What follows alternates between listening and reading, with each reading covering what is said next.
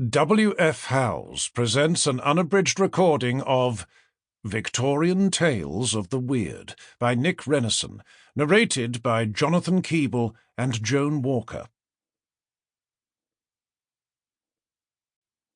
Introduction. This is an anthology of weird fiction published during the reign of Queen Victoria.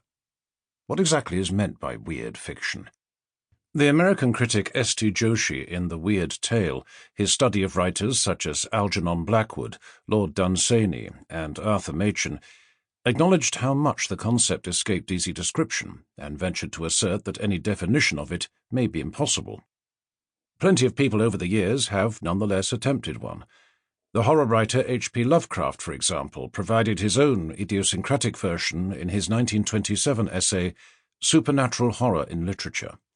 The Weird Tale, he thought, must carry at the very least a hint of that most terrible conception of the human brain, a malign and particular suspension or defeat of those fixed laws of nature which are our only safeguard against the assaults of chaos. Weird Tales, the self-styled unique magazine in which much of Lovecraft's own fiction was published, first appeared on American newsstands early in 1923. However it is defined, weird fiction dates back, of course, much further than the 1920s. It could be argued that it has been around as long as people have been inventing stories.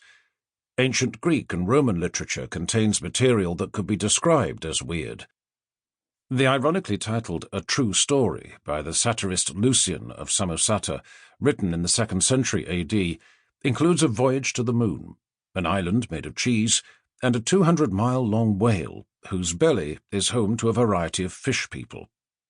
Fast forward a millennium and more, and the romances of the Middle Ages have much that is weird and fantastical in them.